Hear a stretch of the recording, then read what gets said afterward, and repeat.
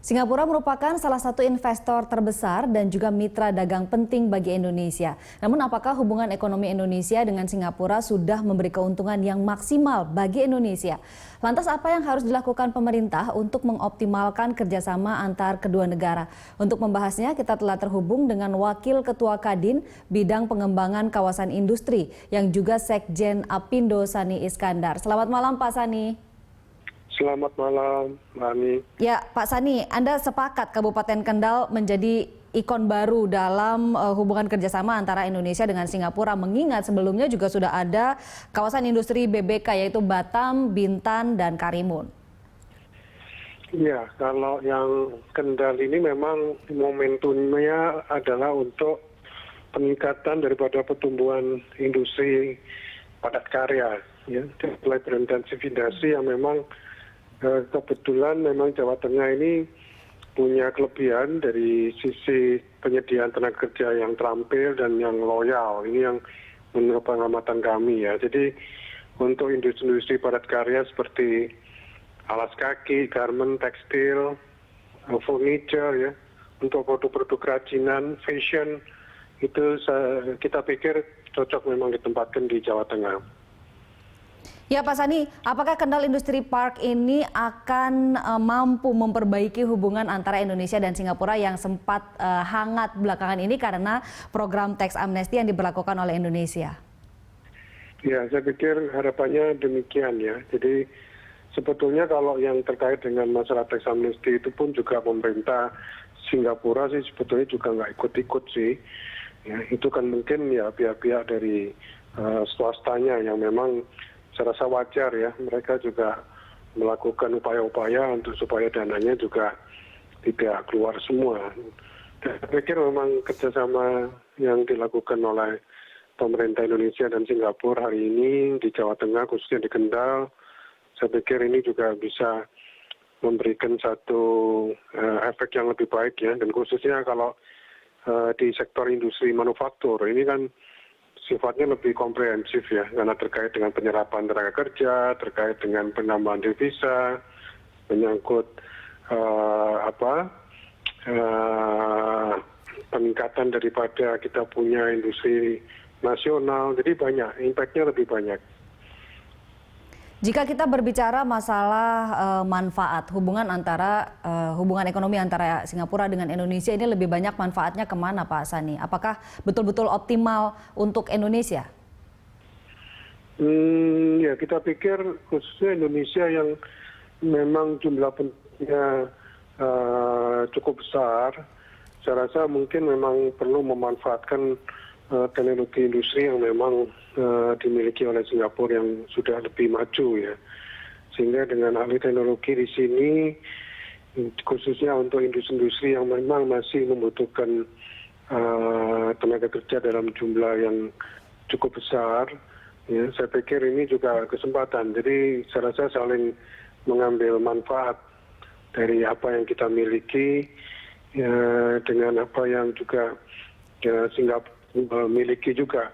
Cuman ini kan kerjasamanya kan lebih dari sisi untuk pengembangan kawasan industrinya. Kalau investornya ya bisa dari mana-mana aja, bukan cuma dari Singapura aja. Ya, saya rasa itu Mbak Rami. Oh jadi ini juga terbuka untuk investor dari negara-negara lain begitu Pak Sani ya?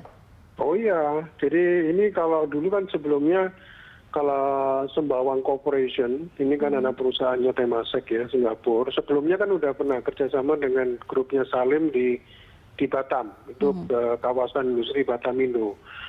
Jadi kalau yang di Jawa Tengah ini kebetulan kerjasamanya dengan Jabeka, ya. Jadi ini pengembangan kawasan industrinya. Jadi industrinya, investornya ya bisa masuk dari mana-mana, dari negara-negara mancanegara lain juga, semuanya bisa.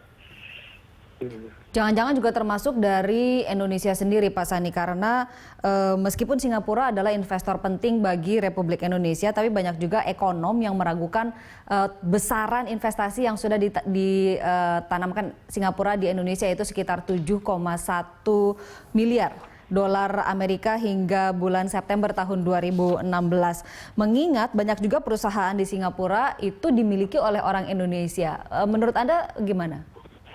Ya, Jadi memang ya karena posisi lokasinya juga di Jawa Tengah ya. Jadi memang kan kita harapkan industri nasional kita ini kan yang memang yang bisa tumbuh dari produk-produk yang memang yang kita kuasai ya, produk-produk kreatif ya.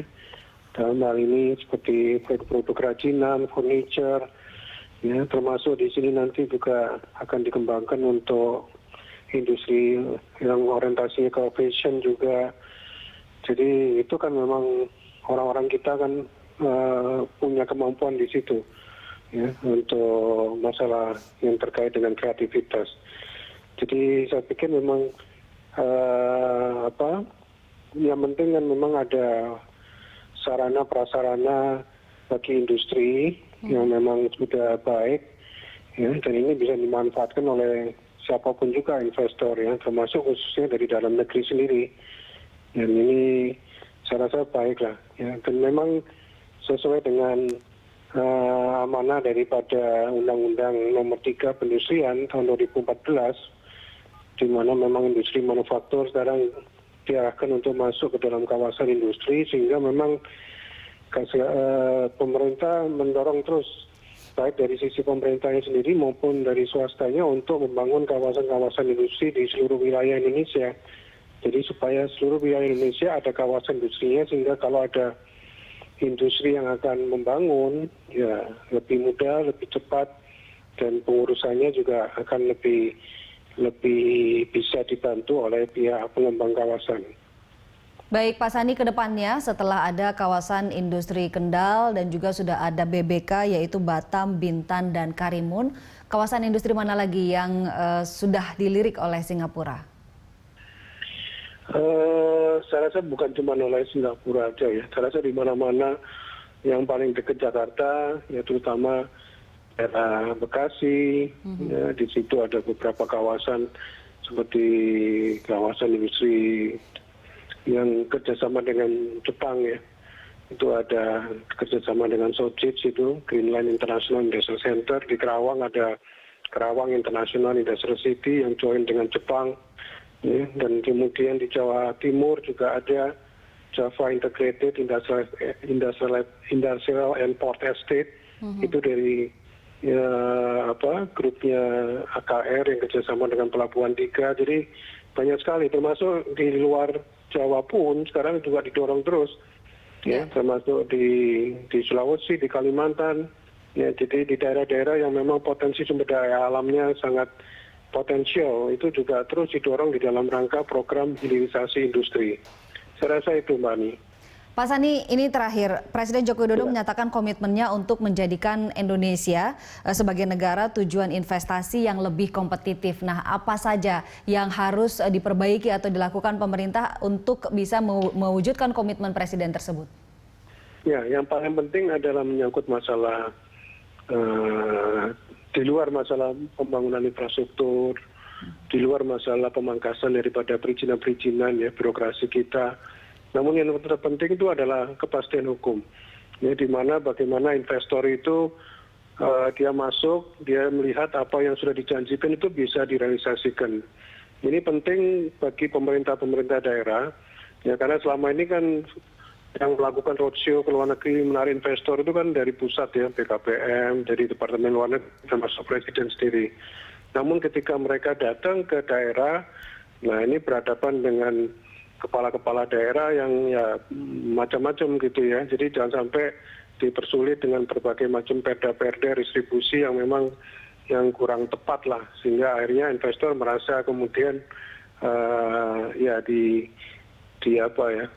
dibohongin gitu ya dengan segala macam iming-iming, kemudian akhirnya di daerah juga banyak masalah ternyata. Ini saya rasa itu, Mbak Ani. Baik Pak Sani, terima kasih banyak atas kebersamaannya dengan Berita 1 TV dan masukannya. Terima kasih banyak Pak Sani, selamat malam. Pemirsa, demikian wawancara kami dengan Sani Iskandar, Wakil Ketua Umum Kadin Bidang Pengembangan Kawasan Industri.